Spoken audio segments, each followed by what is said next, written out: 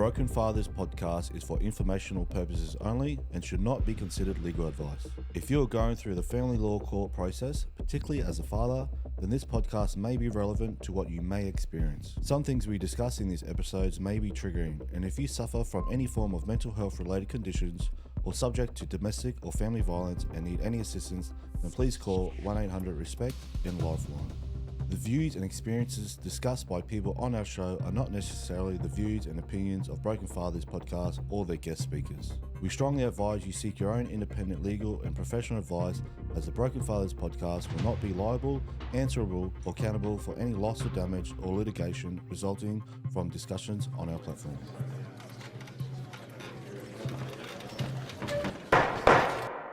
Right, this podcast is now in session. Good morning, Broken Fathers listeners. On today's episode, we're changing it up.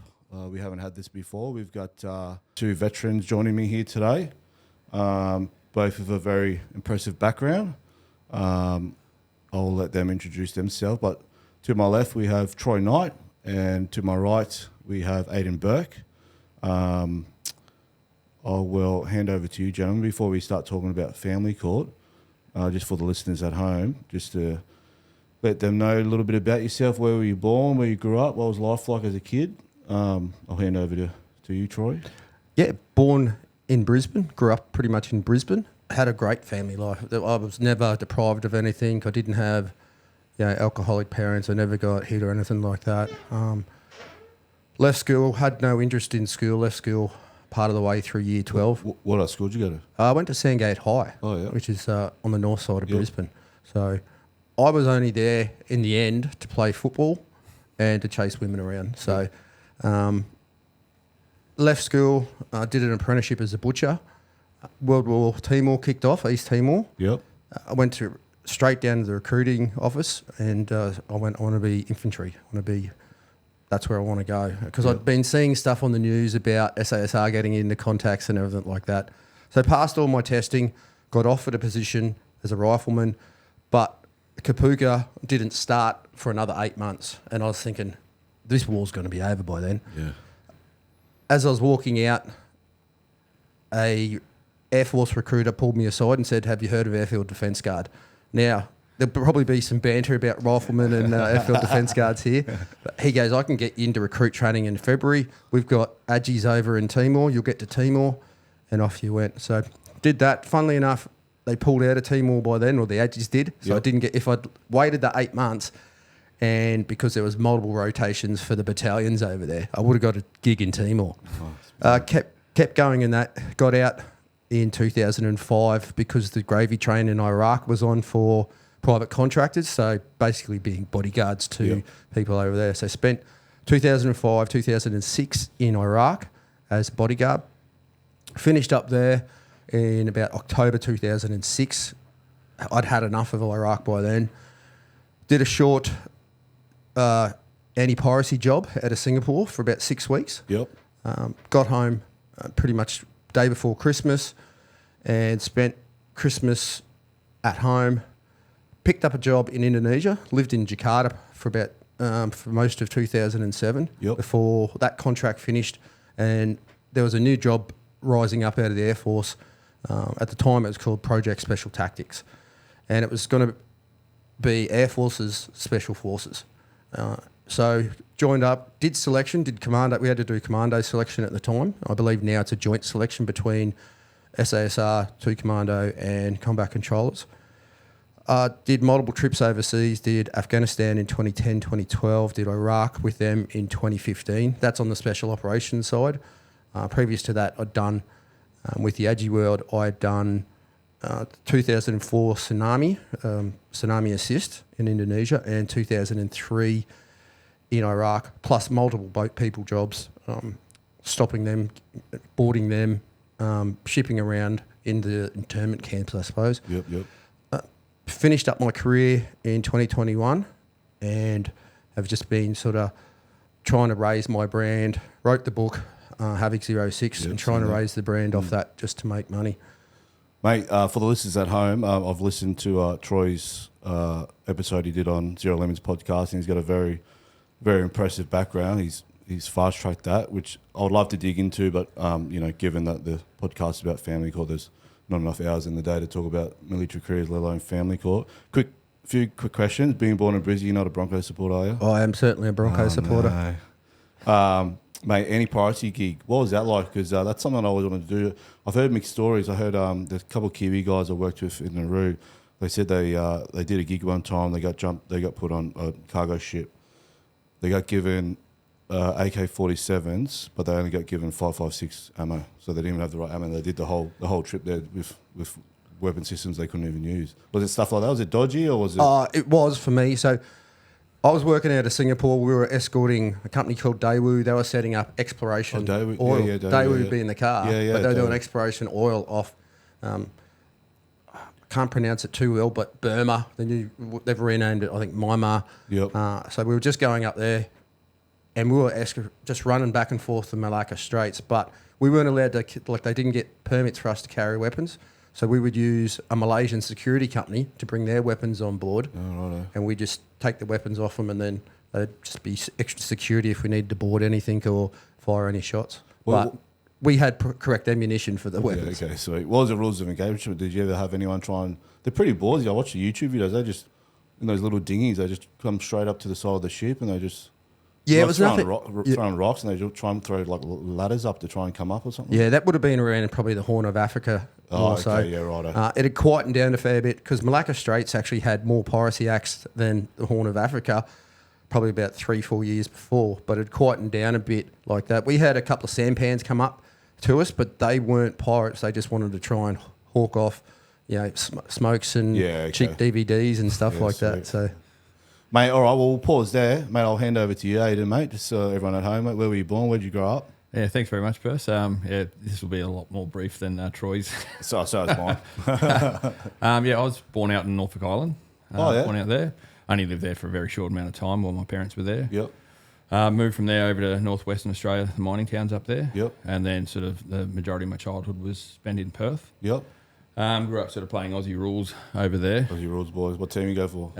West Coast. West Coast Eagles, yeah? Yep. Eagles, yeah. But that was in the past. So. Okay. Changed? Yeah. So I left Perth and went to the States. Oh, yeah. Lived over there for nearly 2 years. So how old were you then?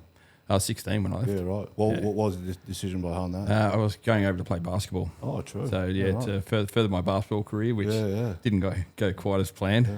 But so came back in 1993, end of 93, started working as a printer machinist. Yep. Which is like the worst possible trade anyone could ever get. And I spent the next 10 years doing that. In that time as well, I finished up playing basketball and then decided to throw my hand in at rugby league. Yep. Started playing a bit of league in country, sort of New South Wales. Who do you go for in the league? Well, at the moment, Penrith. Yeah, I've got family connections there. Can't fault you there. 4 straight. Yeah, it's not too hard watching them. Yes, and from there I moved up to Queensland. Yep. So I was living in Canberra at that time, moved up to Queensland, and I joined the Airforce from the Coolangatta. Yeah, oh, true. Yeah, which was another weird decision because I was standing there at the beach, like looking at the beautiful sunshine, and then what am I doing? Yeah. But yeah. And then in the Air Force, so where were you based when you went to Air Force? Up in Amberley? No. So I got posted to Newcastle. So I did my aircraft maintenance engineering, so the aircraft technician trade down at Wagga. Yep. I think it's about 18 months worth of that course, and then from there just got posted to Williamtown. Yeah, okay.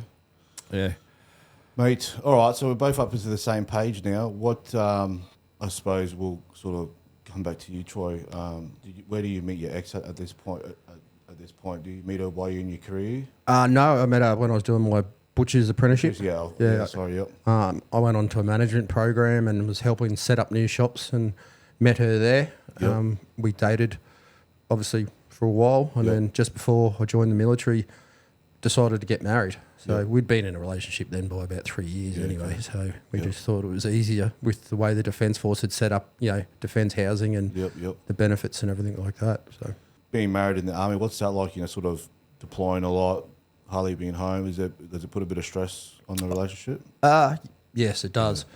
And I mean that's the military, I suppose. Yeah. So from 2008 to we were married, separated. So for I suppose you listeners out there, I'm living on base accommodation, or I can get entitlement to a single bedroom furnished room, and she was staying in a different location, being Cairns. Yeah. So from 2008 to pretty much the start of 2010, I was just, when I could get leave, I'd fly home and see her and the kids. So, so it's a big deal. And then after that, as soon as I finished my training at the start of 2010, I went into work up for my first rotation. So you're spending 6 months away, and then you're doing a 4 to 5 months trip. So again, didn't get to see each other till about December that year. So how old were you when you got married?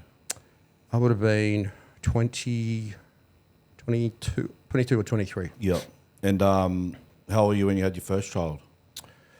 About 24. Yep. Can you remember much from first child? Was it? Not really. Like I was obviously in the room and everything like that, and we knew it was going to be a girl. Yeah. And I was happy either way as long as she was healthy and stuff like that. So, but other than that, nah.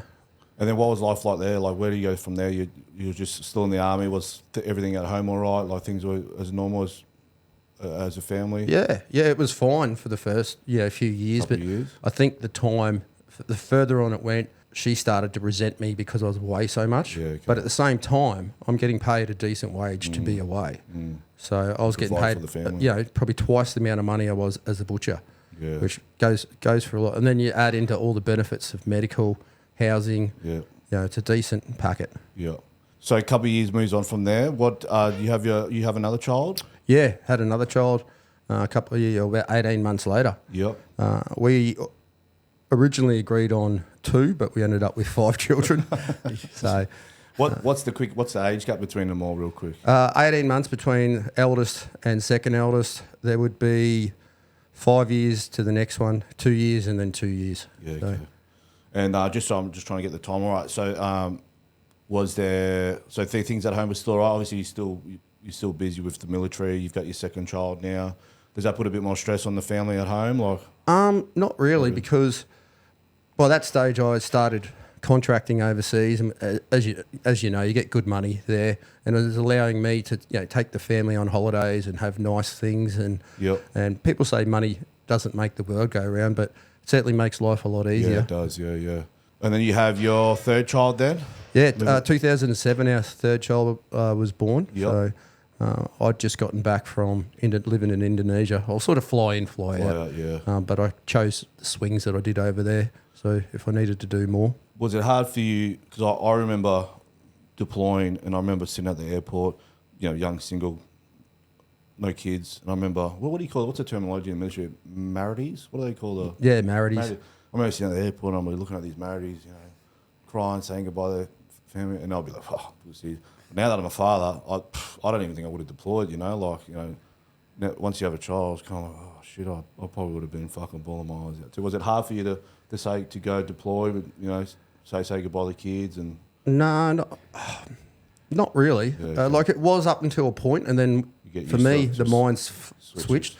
For me, the hardest thing that I ever did was later on in life, because like most of us in the military, we've all lost friends, and especially over the war on terror period and contracting and that. Hardest part for me was writing a death letter to my children when I was going in Afghanistan, hitting it with Special Operations Task Group. So, but otherwise, I used to just there'd be that anxious, that nerves leading up to it. But as soon as you sort of get to the point, it'd be I'm done. And I had my own little things. I'd get one of the boys to take me to the airport to fly out. Okay. I'd say my goodbyes at home. It off there, say goodbye. And then I didn't want to say my goodbyes at the airport. So that was just my little little tip, procedural piece that I did in my head. Yeah, mate. And then you coming up to your fourth. Then how's things at home now? Like 3 kids, the bit more workload at home. Yeah. So the fourth.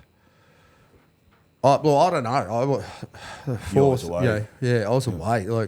I was there. I got back for the birth, but I was away. So the fourth, she was born in 2009, and I was just finishing my training. So I was down in Holsworthy on a Zodiac boat, being in Shitsville out there in the ocean, cold and that, and then just trying to finish course, trying to pass course, because you can still fail right up into the end. And I hadn't stuffed anything up by that stage. So again, I didn't know because I was never home. Yeah. So. And then you got your 5th. Yep. Then you're on your 5th. He was born in between deployments, so Yeah, I was lucky there. Lucky there, yeah. Because for listeners at home and veterans in the military world, it's very hard to get leave. They don't really care if someone's dying or you're having someone. I don't know what it is today's culture, but back when you guys were in trying to get leave was very, very hard. Were there, in regards to, because obviously at a later stage you and your ex split at some point. Yeah. Was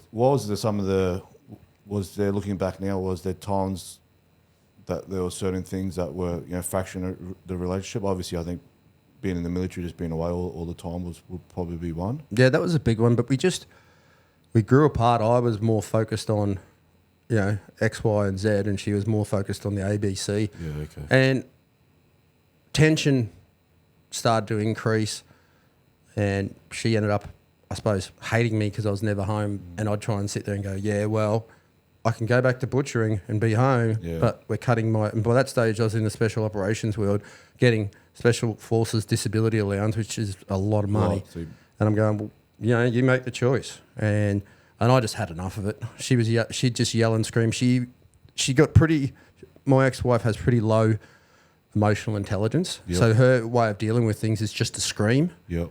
And that's where, I suppose, and this is later on in life, I figured this out, or she'd throw plates at me or try and hit me with a fry pan. Yep. And then and later on in life, someone said to me, who's a solicitor, and he goes, that's actually domestic violence.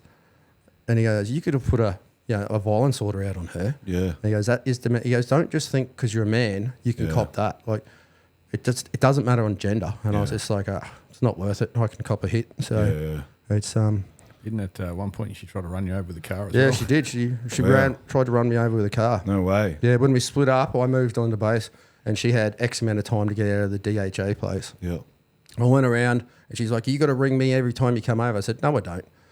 I said, where's the court order that says that? I said, this house is in my name. I will come over whenever I choose. Anyway, she flipped it at that, and because I just let myself in and got my clothes out and got extra things that I'd left over there, because I left with bare minimum. Yep. And then, I was walking out, and she rushes out into the car, and she's screaming obscenities at me, and then ran me over in the car. Wow. So she was pure nuts in the end. So at what point from here, do you think, we're just going to go our own ways and try and be as amicable as possible, or was there a certain point? I mean, running over cars, probably all right. Probably have to go to someone tried to run me over in a car. Probably like, okay, we're going to have to go to court here because things aren't going as smoothly as I thought. Where does the family, where does going to court sort of come into play? Now I did because she was using all this emotional threats against me. She was saying, I'm moving back to Cairns with the girls. You're never going to see him again. So I went to the solicitor and I put, I don't know what they call it, like an injunction. So she can't leave and take the kids away from the location of their father unless they prove X, Y. Yeah.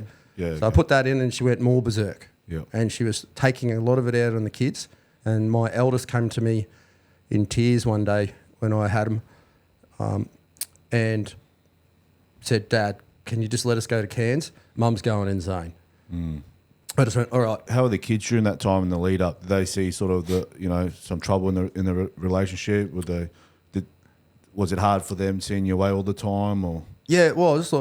Like now that they're older, they understand it, but they said at the time when they're young, they're like, Dad, we're only getting to know you now, probably the last 5 years. Yeah. But they've also, as they get older and start to mature, they start to see the little things that their mother did to turn them against me, and they would just believe everything that comes out of her mouth because they live with her. So, mate, righto. So you put that injunction in place. Does she ever try and leave? Does she try and go back to Cairns? No, she did go back, but that's because I rescinded the injunction because at the request of my daughter, she just said, let us go to Cairns. I said, look, I don't need the stress, because it was stressing me out. I wasn't eating. There'd be times I'd get so anxious and get so worked up with anger, and it was all over her turning the kids against me. Yeah. So. And then where to from here? What does the solicitor say? Do you end up in court at some point? We only through the divorce side of things. Okay, yeah. How far later on down the track there? Well, she went up there in end of 2016. We got the divorce in 2018. And this is where the family court sucks with the divorce. So in between that time, took me a year to see my children. Yeah. Because she goes, my ex-wife goes, you're not seeing them unless you sign this document. So she went down to, I don't know, legal aid or something like that, and it says, you will pay this, you will pay this. I said, no, I will pay what Child Support Agency says. And I said, you need to work. You haven't worked for 20 years. I said, you need to work now as well. That's the thing. And I'm paying my child support. And it took 12 months for me to see my children again, for her to finally let... And she only let me see it because she had a new boyfriend at the time and she wanted to go on holiday. So... It's funny you say that because when I was going through it, my lawyer said the sooner your ex meets someone, the better. Like the sooner you'll probably have. She just never met anyone. Oh, not that I know of, but did she appreciate and was she grateful that you were in a position that you could provide and make so much money that she could be a stay-at-home mum? No, you know? No, she didn't. No. She still hates me to this day. Yeah, has no idea that she could spend time with the children.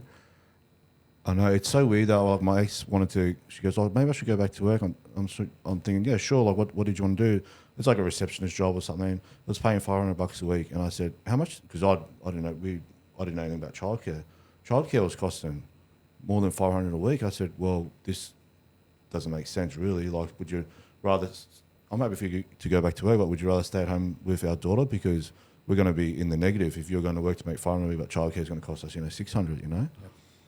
And I just don't think she really appreciated that, the bonding time that you get. But, mate, so how did the divorce case go? Divorce was, and this is what really pisses me off especially with the divorce proceeding. So you're back and forth, and the only people who really win out of is the lawyers.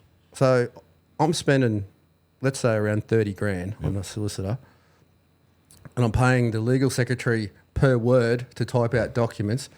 He's talking to her solicitor, my solicitor's talking to her solicitor, and they're negotiating with us on what we want.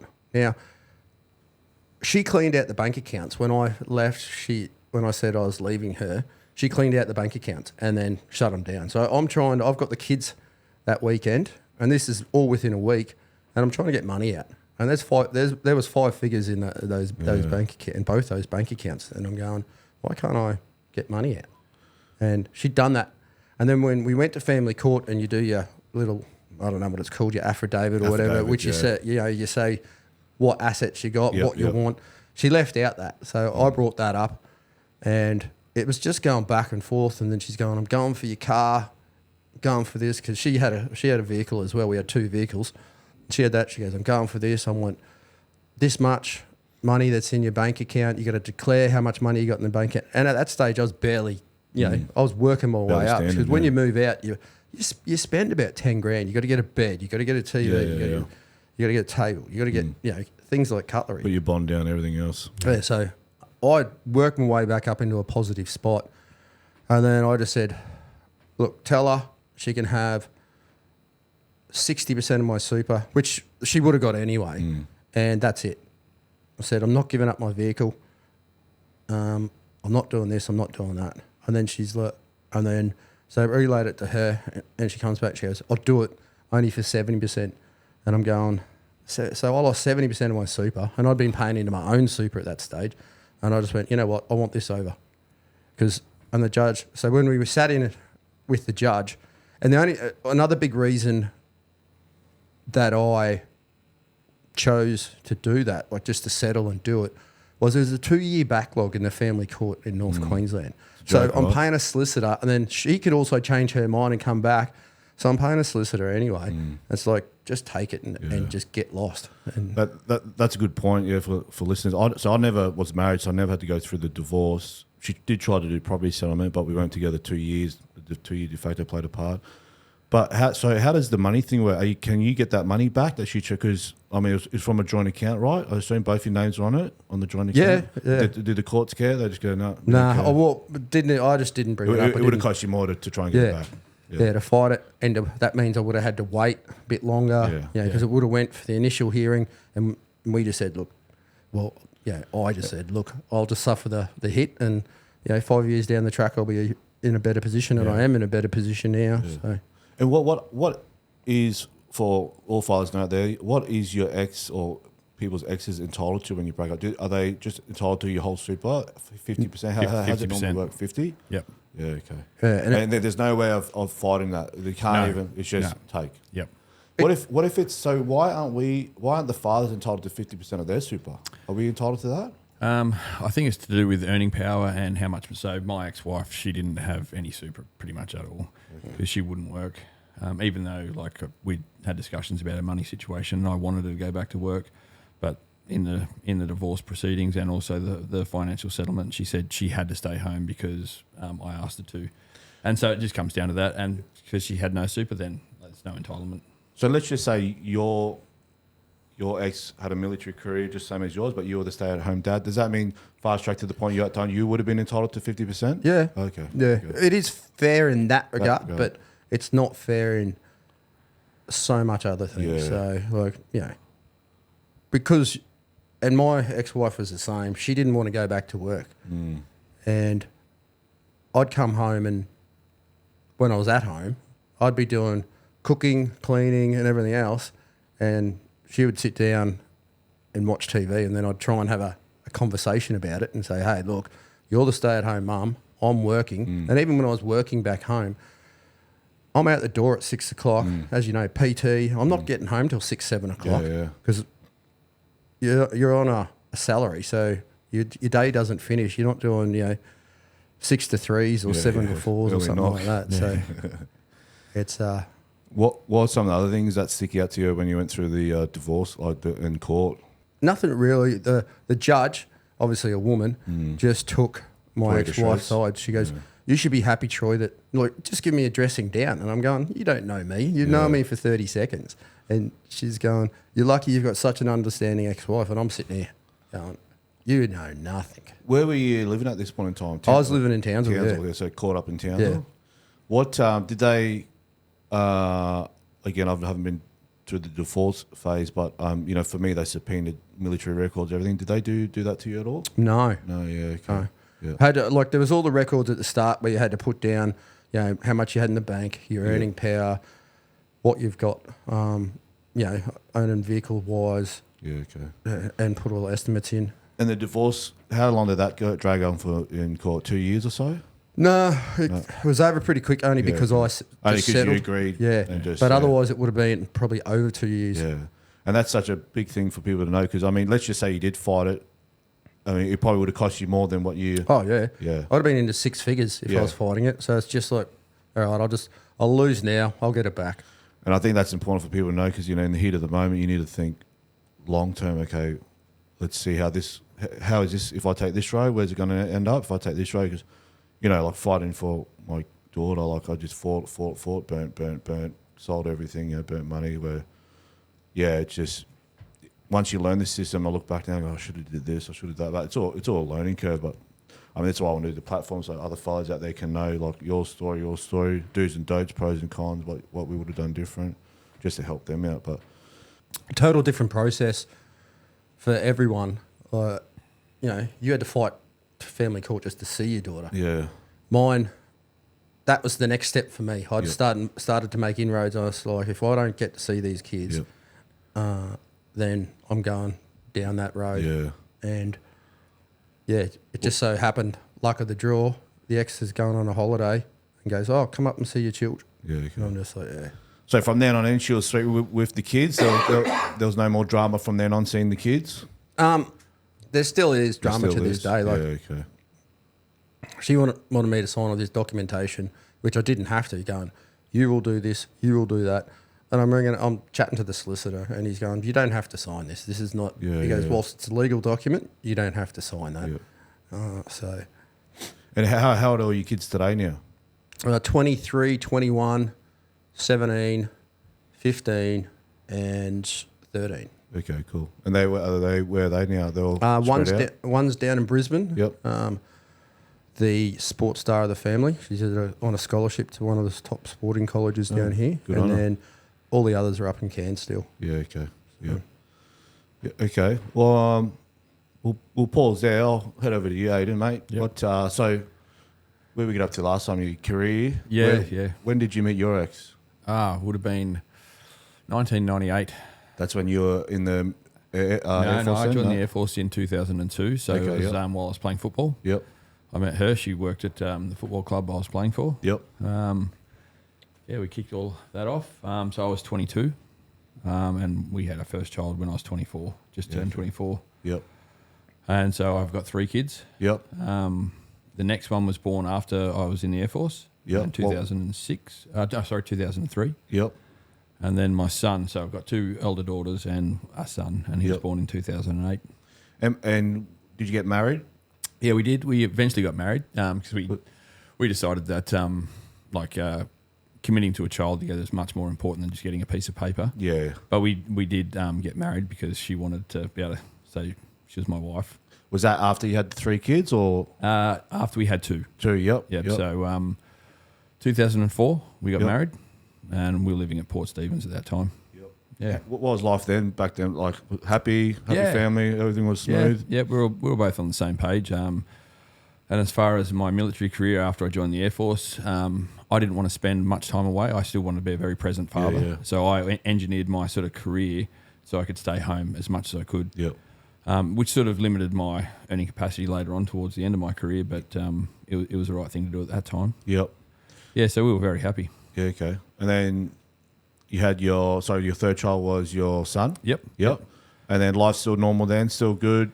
Yeah, it was around about that time. A few things happened. There was the Bali bombings and that sort of stuff, and I had family involved there, and it sort of really? changed Yeah, my outlook on life a little bit. Yep.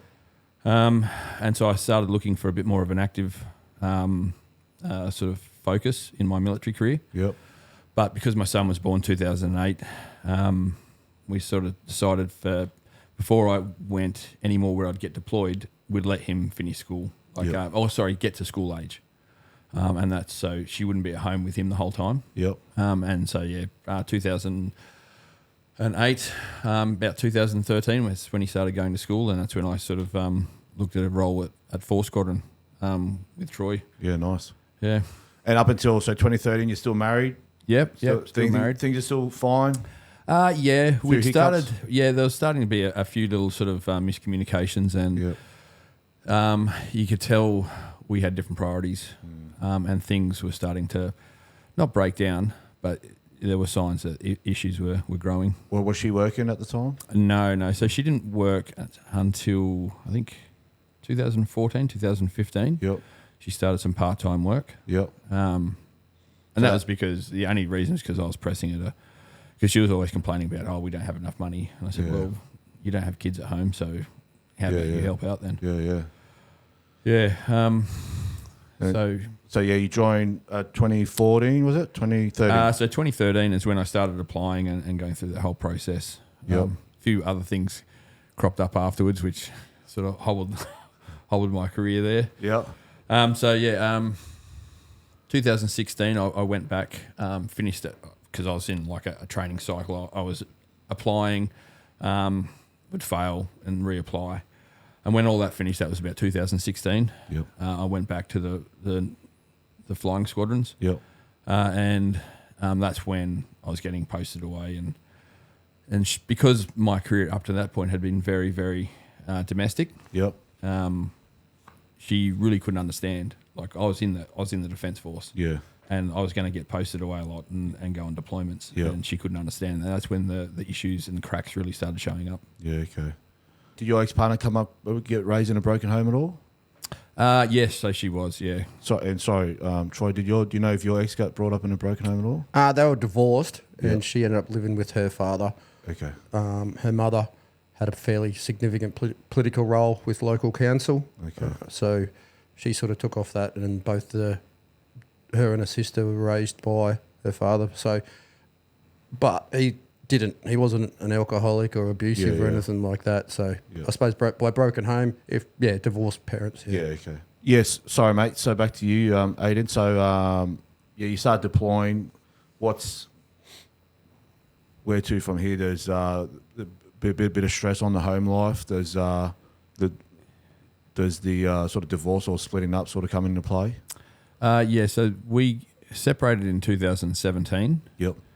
And that was due to the fact that we were both growing apart to start with. So I was trying to stay more active with the kids, get them involved as much in the community, and she just wasn't partaking in that at all. So that really created some stress. And then also going away, coming home, and sort of one story that I always remember is I came home from a deployment, got a taxi home from the airport. She wouldn't come to the airport to pick me up. And I got home, she's sitting on the lounge, just eating chips. I walked in. Two-bot? That's going to get a response out of someone if they listen to this. Tell me later. And there was no come up, hug, glad you're home or anything like that. Just ice cold. Ice cold. And I said, are you happy, like in our relationship? I didn't extrapolate. I just said, are you happy? And she said, yeah, I'm happy. But I clearly wasn't at that stage. And 2017, I got posted to Richmond. I started Loadmaster training. Oh, yeah. What was that like, just real quick? Because that's always something I wanted to do too. Thank yourself that you didn't do it. Oh, really? Yeah. Really? Well, I found it very unrewarding. Oh, okay. Yeah, fair enough. So after the training cycle I'd been through and other work I was doing down at 10 Squadron, it was pretty much a air hosty in the back, getting people sandwiches. Yeah, okay. It's okay. Like the flying part's all right, but that wears out pretty quickly. Yeah, okay. Yeah. Sorry, man, carry on. No, that's all right. So and we decided to separate then. Yeah. And mate, how does this go down? How old are your kids at the time then?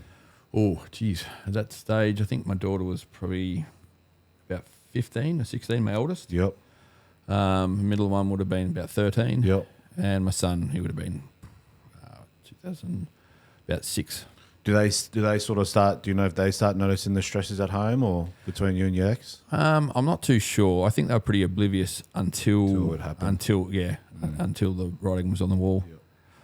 And it did take a big toll on them afterwards. So a little bit of a caveat to that story as well. I went through some health problems. So I ended up having a heart transplant in 2018. Oh, wow.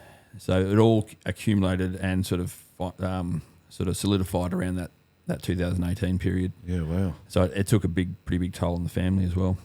Mate, what's that involved real quick? What happened? Turns out it's a genetic disorder in our family. And you develop, if you go through any sort of stressful training, so I played reasonably high level basketball and rugby league, and then plus the 4 Squadron SF training that I went through, you are more likely to develop a dilated cardiomyopathy, which is your left ventricle becomes over enlarged and stops pumping. So I just went down to an AVMED course in Adelaide, and I just noticed one morning I woke up and I couldn't breathe. Yeah. So the heart had pretty much stopped working. It was so the function of your heart is measured on the ejection fraction of your left ventricle. 65% is around about 100%. It's working 100%, and mine was ejecting at less than 5%. So that morning when you're waking up not feeling well, where'd you go? Straight to the... I went to work for the next week. Oh, did you? And then when did they find out about it? You obviously went in to get checked in. Did they rush you to hospital? Yeah, I went to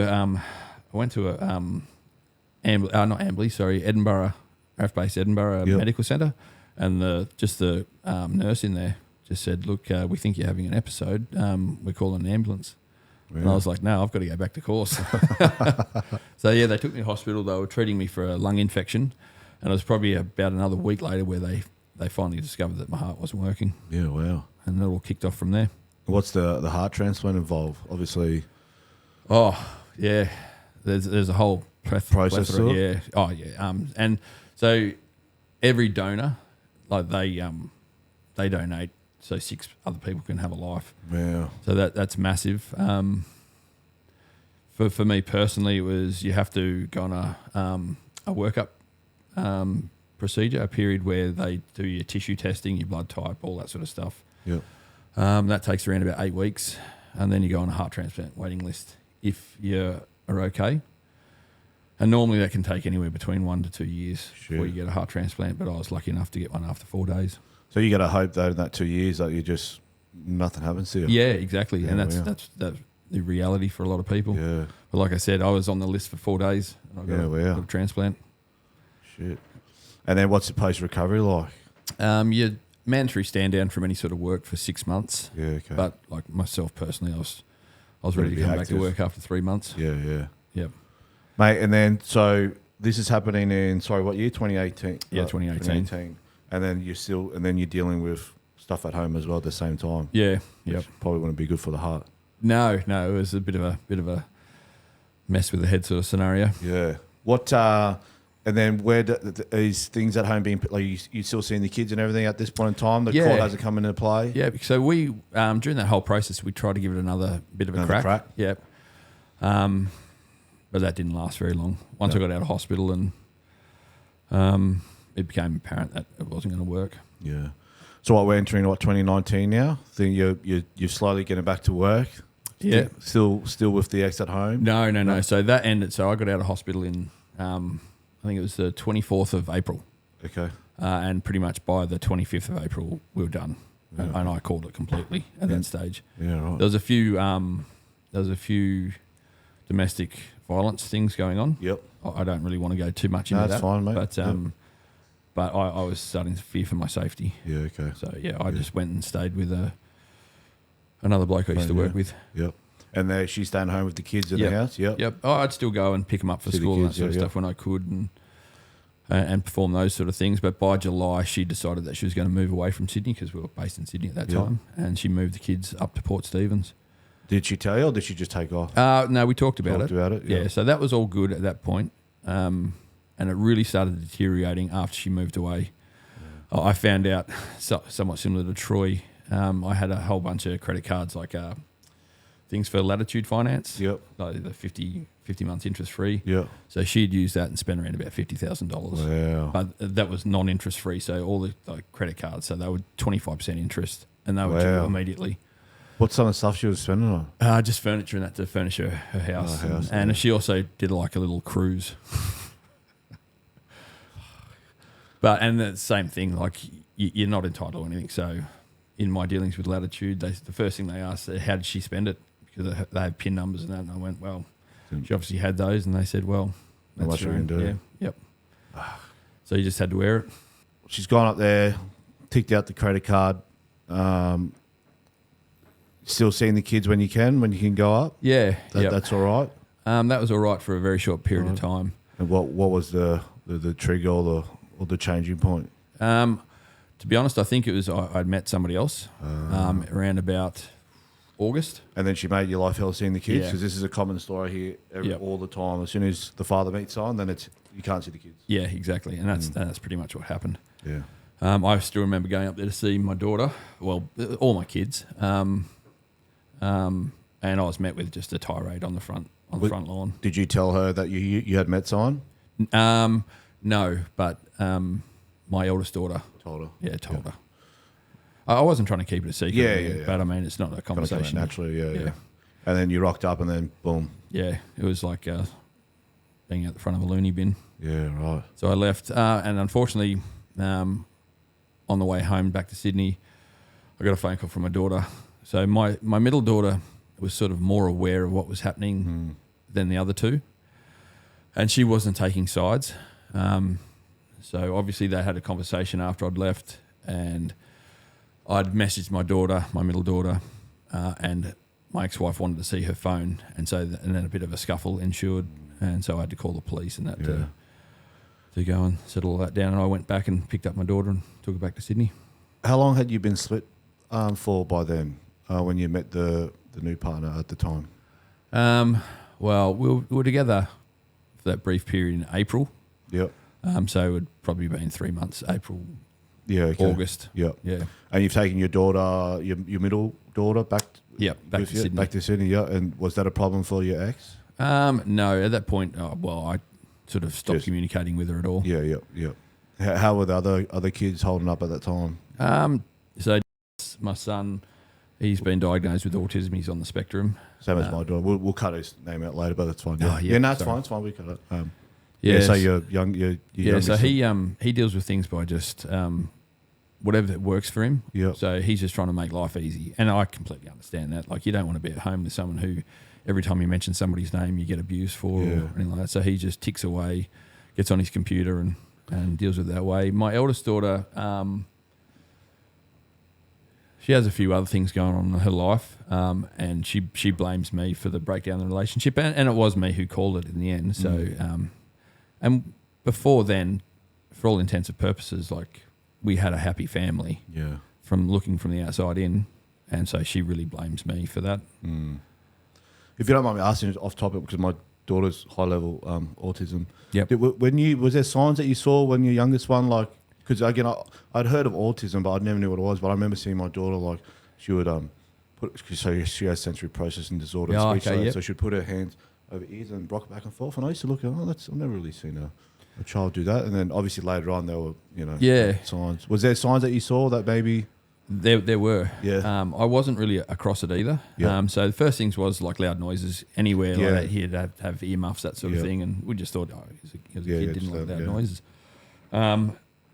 And a few more behavioural issues came up. Say he was at school having a running race and he started losing. He'd just throw himself on the ground. Oh, okay. That sort of thing. So he was only just barely on the spectrum, and with the right discipline, the right diet, consistency, he was able to function normally. But the less of the role I started playing, the worse his condition became. Does he speak now, or did it take a while for him to speak? He's always been able to speak. He's got like a cute little British accent. I don't know where that comes from, but I think that's part of his being on the spectrum. Yeah. Sorry, mate, I went off track. I was just curious. No, that's okay.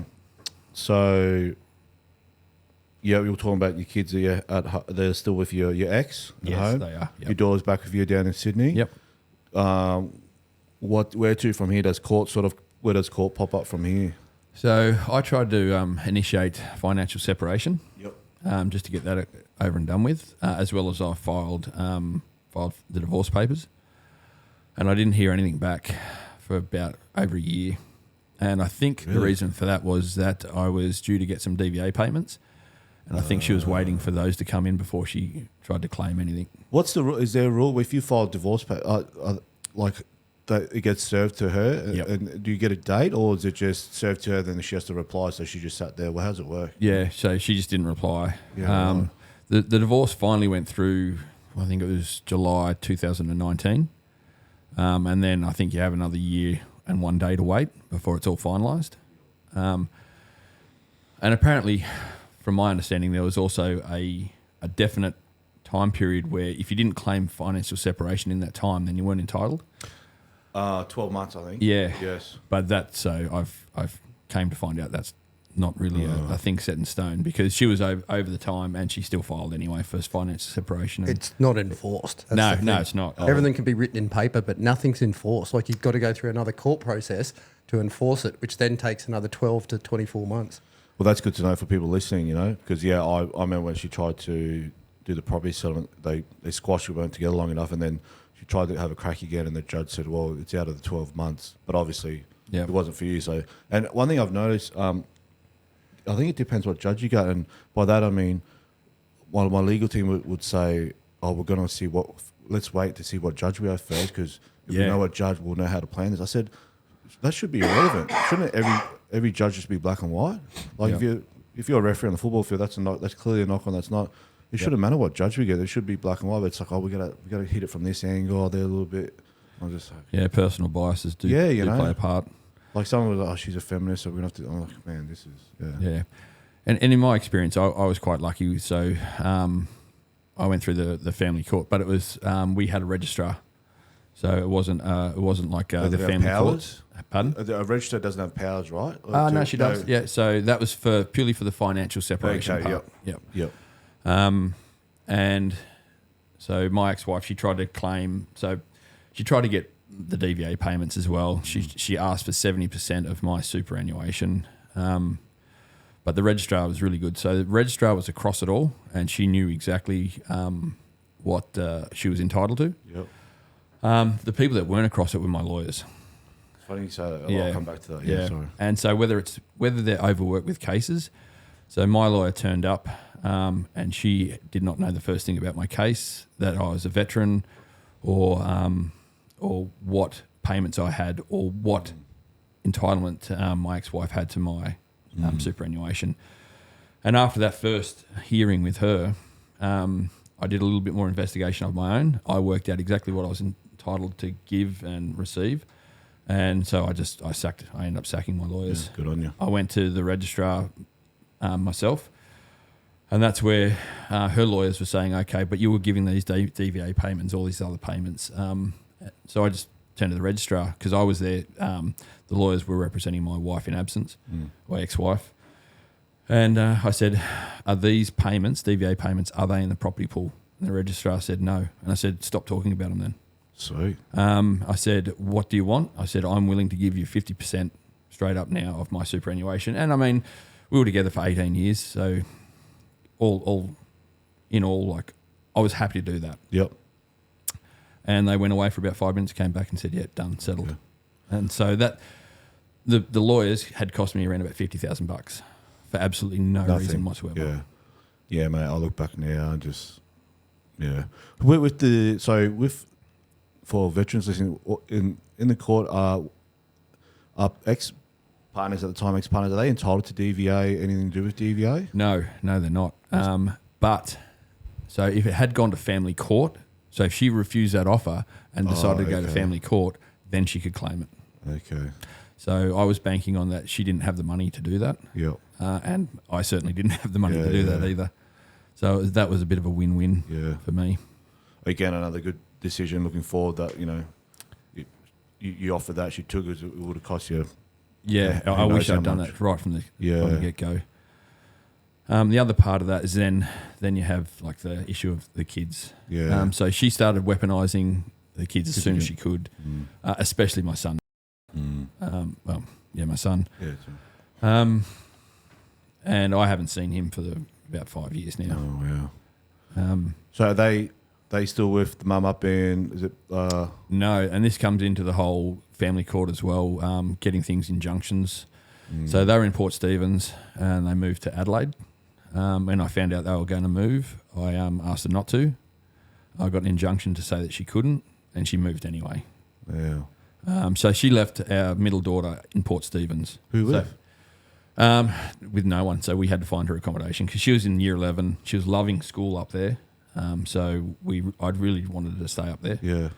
And it turned out the best for her that she got away from her mother. Yeah, okay. And so after her mother went to Adelaide and she remained in Port Stephens, her schooling career really took off. What was her reason for choosing Adelaide? Family down there? Or? We'd spent around about 12 months, 18 months down there previously in the military, but there was no other reason to go down there. Do you have any contact with your ex now?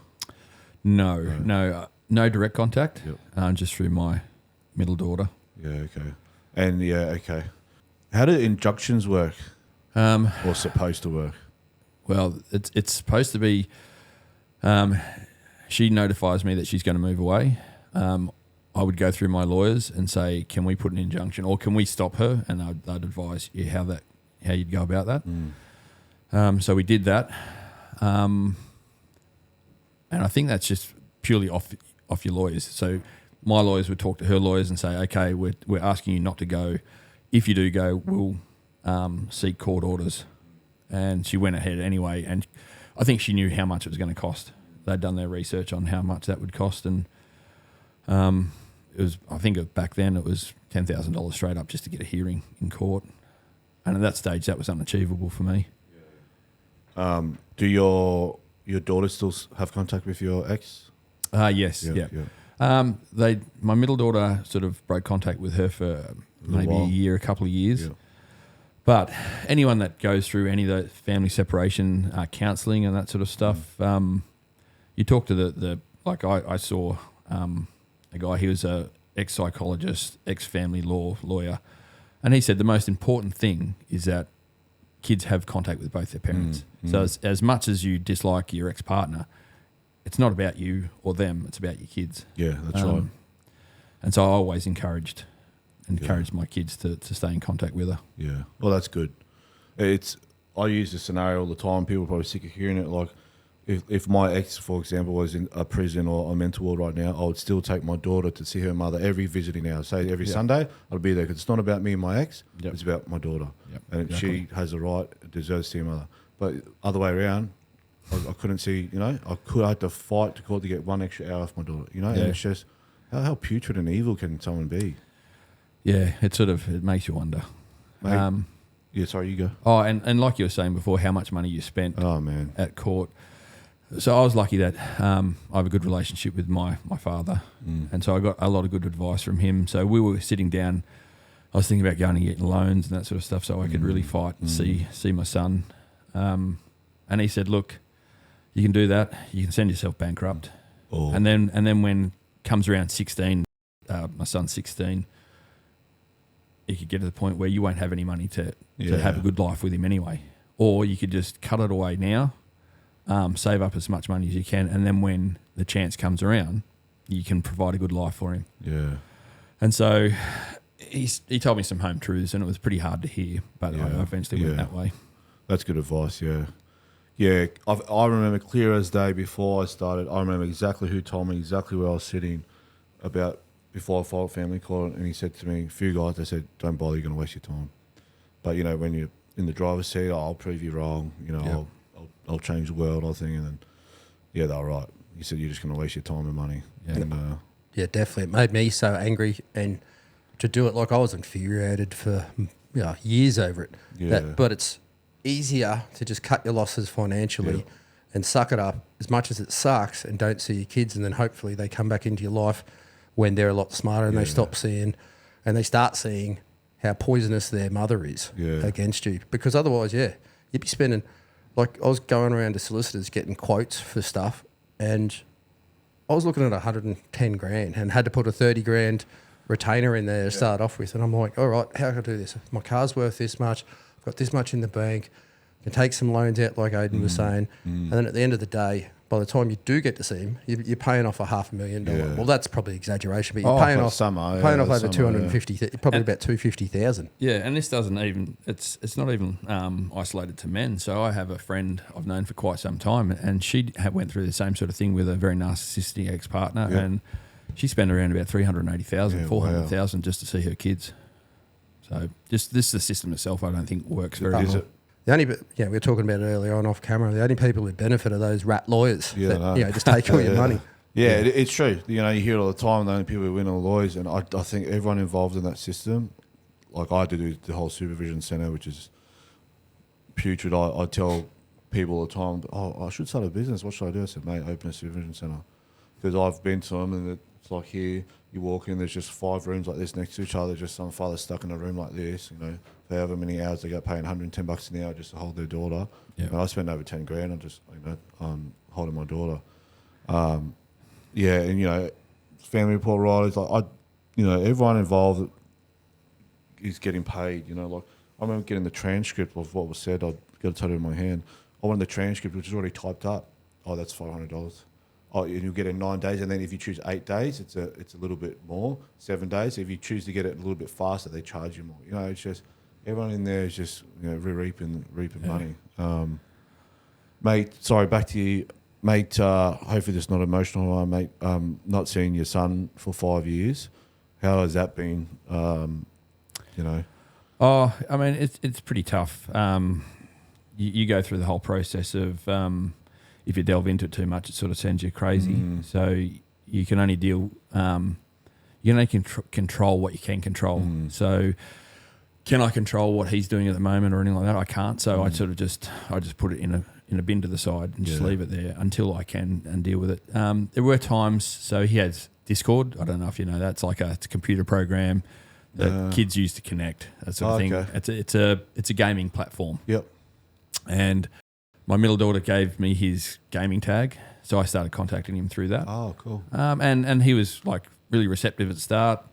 We'd be talking all the time, and then his mum found out that he was talking to me, and then all stopped. Yep. So I haven't spoken to him for the last 3 years. Yeah, wow. I'll send messages to him, but there's no response. Yeah, I had a father say he was I don't know how gaming works, but the console you play online. Oh, yeah. Yeah, and then it was awesome. They loved it, and as soon as the mother found out, shut down.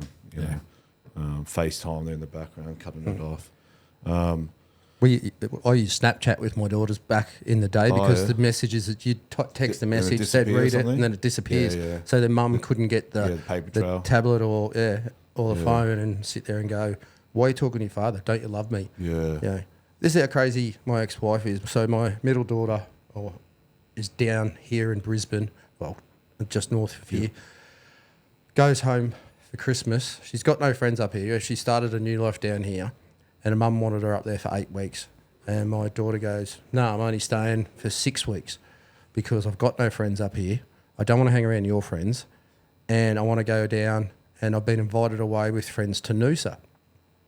And her mum lost her shit.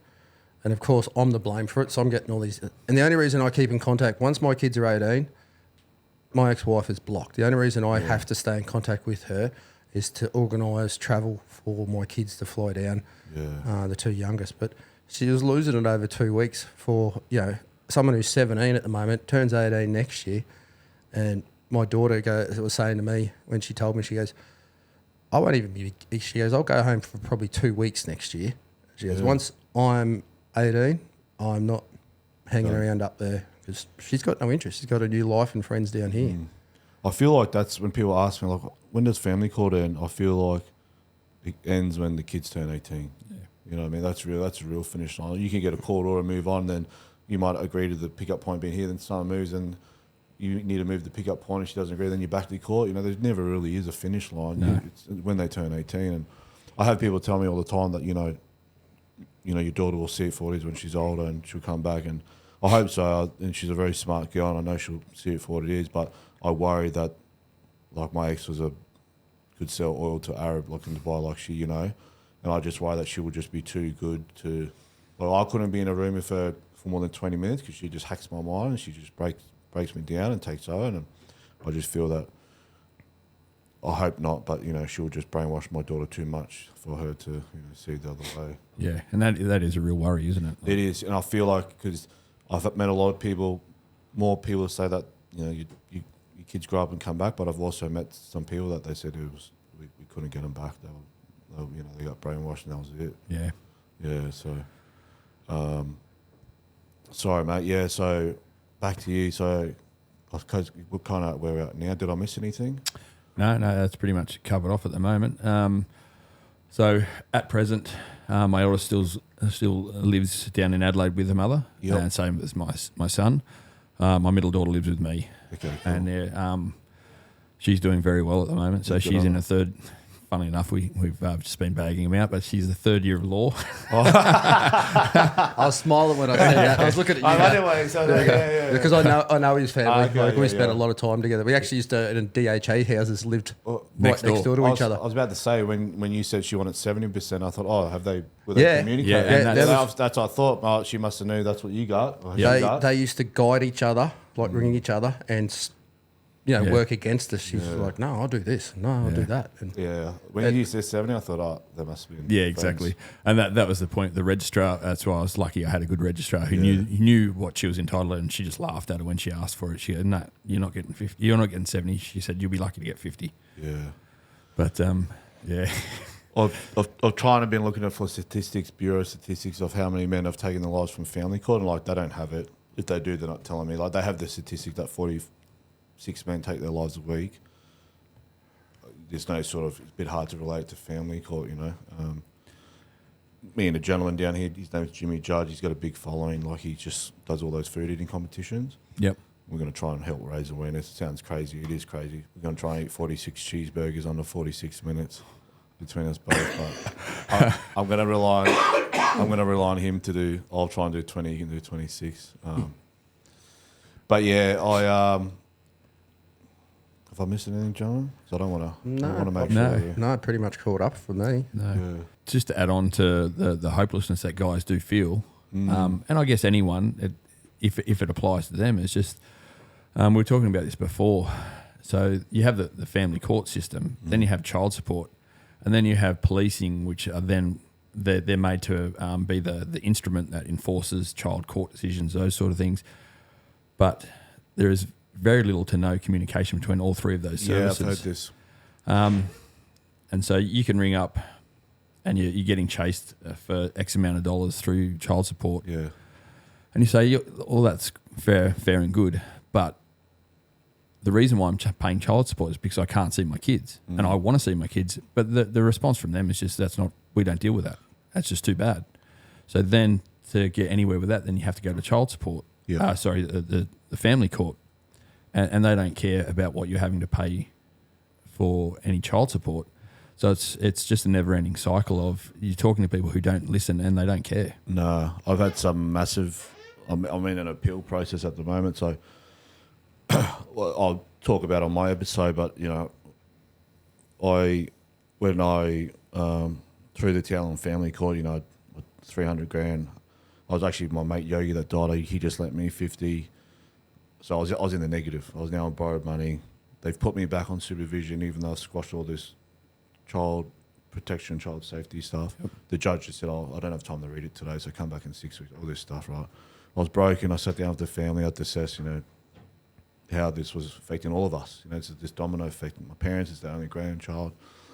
You go to work, you're a zombie, people are talking to you, not functioning. I had to assess all that. And then, I rang we made the decision, and I rang my ex, first time we spoke to on the phone for years. I said, listen, I'm done. I'm defeated. You win. I said, I'll give you full parental rights. I'll sign. I'll give you full parental rights. I'll let you relocate back to England, and I'll lift the PACE alert on my daughter's passport. Sorry. So obviously I put an alert on my daughter's passport, which was court approved, means she couldn't leave the country. Now these were the main three things in family court they were arguing about. She wanted to relocate back to England. Yep. So her end goal was her main focus was to pay me out to be the biggest monster in the world, which would help her relocate. So I rang her and said, I'll give you all the things you want. Now, you think she would have been cheering? She said, nah, I want $50,000 cash, I want first class tickets, and I want a car bought for me back in England. I just thought, this has never been about our daughter. It's all about control, manipulate, money, take. Yep. And I just threw the phone, and you guys being a veteran will understand, but I've got bulging discs from the army, which haven't given me grief for years. I do my Pilates and come a long way. I was getting ready to go work, and I was looking at myself in the mirror. I was standing up, wasn't even picking anything up. I was rubbing cream on my elbows because, funny enough, that they were flared up because of the emotions, and my back just seized up and gave way. I wasn't even picking anything up. I was on the ground for 4 hours because the emotional stress and anger that connects. My whole body just seized up. I was on the ground for 4 hours. My dog was next to me. I had to call ambos. They had to come get me, and that's when I knew. I said, she's got to go. Like I need to cut the head off the snake, but unfortunately, my daughter has to be sacrificed. And yep. I wasn't going to make it. I keep fighting for my daughter. I was already in debt. I'll take my own life probably, and they'll fight to see, or throw it in and fight to see another day. But with that, I just rang up once the back said, I said, listen. Well, my legal team said, listen, he's giving you everything you wanted. Now he's in the alpha seat for once. Yep. You can take it, but you have to sign this financial bond agreement. They won't pay child support because he's never going to see his daughter again. So she said, right. So she signed it. Signed it in front of her legal representation. I signed it mine. Went to court that day. I didn't even need to go to court. I already signed it. She signed it there. I submitted to child support. I said, here's a financial bond agreement. Goodbye. Don't contact me again. They wait for her to leave the country. They contact me 4 weeks later and say, we didn't agree with your financial bond agreement. I said, cool, I don't care. That's your opinion. She signed off on it.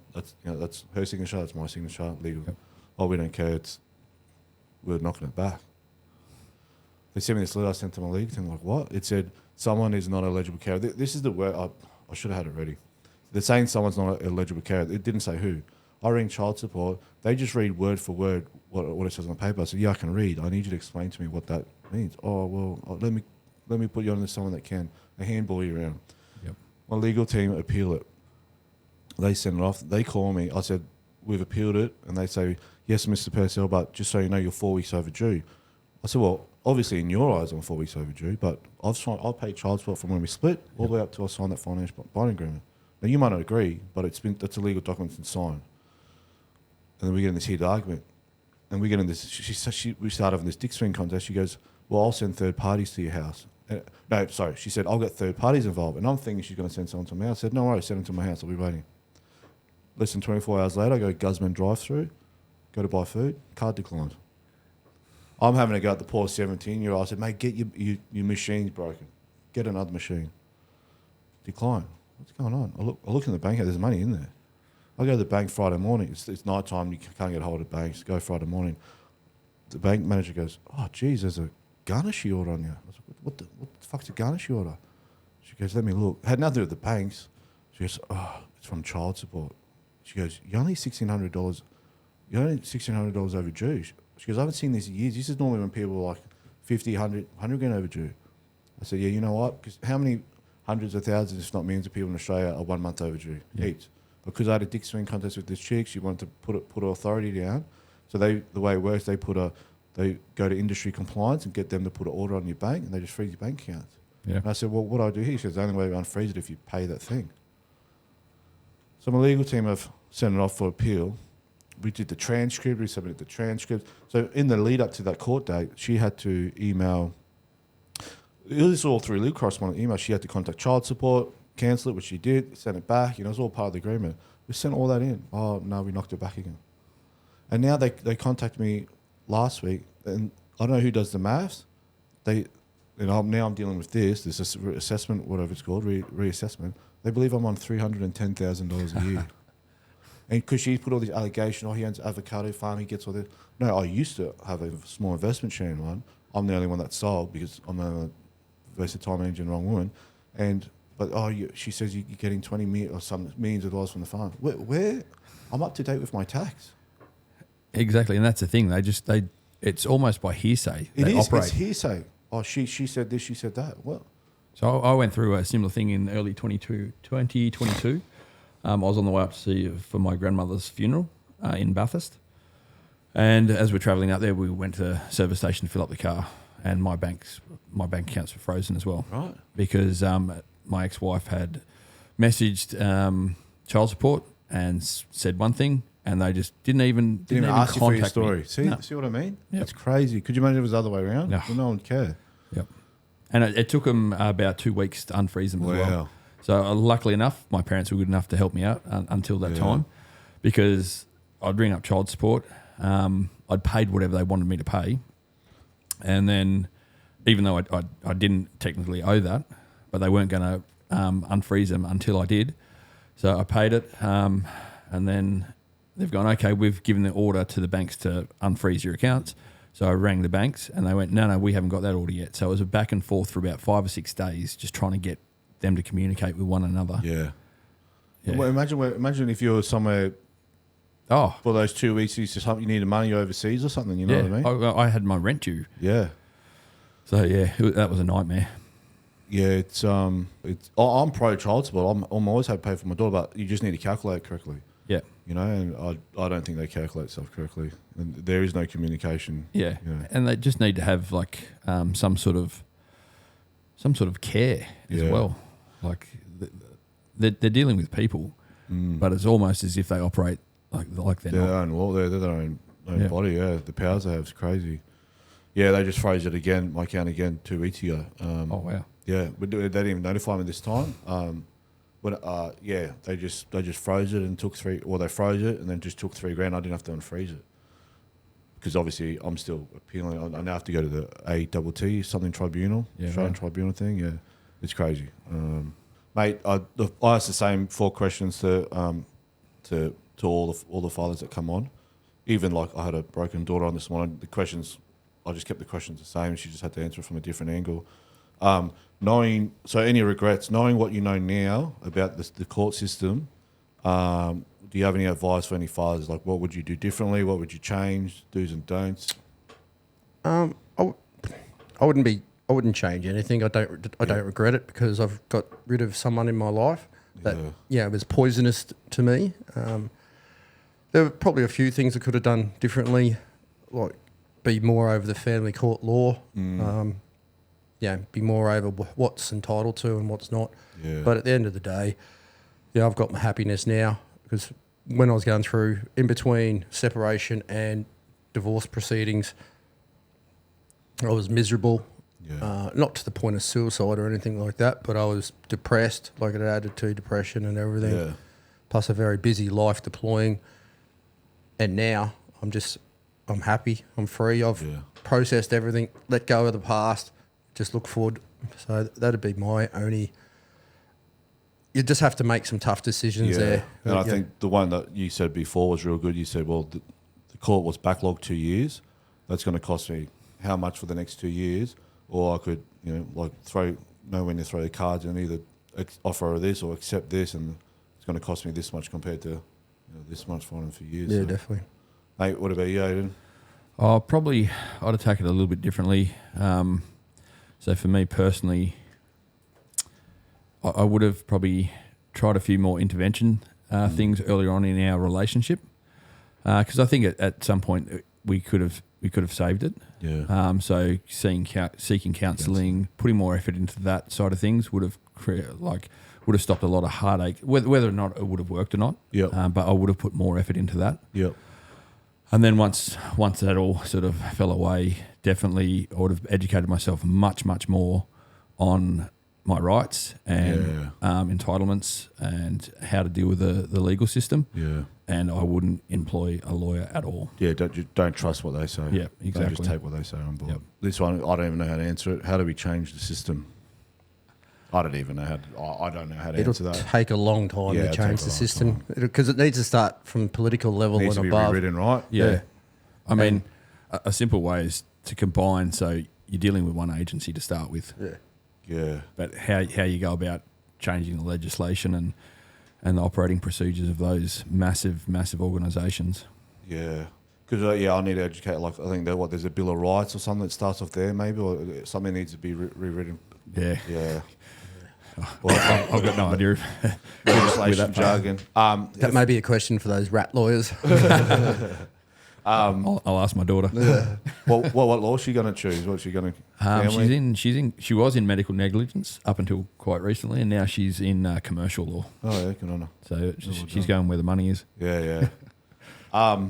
Mate, funny question. You're in prison on death row. The guard comes up and asks you, what do you want for your final meal, drink and dessert? Cheeseburger. Where from? Macca's or? Yeah, Macca's. Macca's, yeah. Yeah, a couple of them. Couple of them. What about drink and dessert? Drink could be a Sprite. Yeah, right. And, dessert. I don't know, some Ben & Jerry's maybe? Yeah, can't go wrong with Ben & Jerry's. What's the fish food one with the marshmallows in it? Yeah. Yeah. Yeah, I don't know what they want. What about you, Aidan? Oh, wow. Right, anything with a lot of butter in it. Oh, that's right. You like butter. Yeah, that's my chocolate pretty much. So, yeah, anything with butter, drink. I reckon a Belgian IPA from Murray's. See, I was trying to be good and say Sprite. That's right. And, yeah, I reckon probably Ben & Jerry's the Tonight Dough. Yeah. It's good, that one. The last question, and it affects everyone differently depending where you're at in life and how old your kids. But if there's a message for your children, would you like to leave them a message? For me, always love them. I'll always be there for you. And that's pretty much all I can say. Mine are starting to get growing up now, so it's a little bit easier the older that they get. Yep. So that's the message I'd have from them. No, beautiful.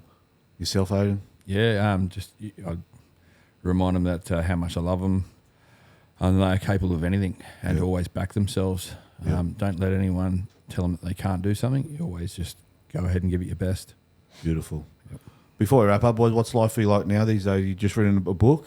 Just written a book and launching the brand, Havoc 06, and I've branched off to the Cleared Hot brand. Yep. Again, just taking it, putting stuff in there from my military lineage.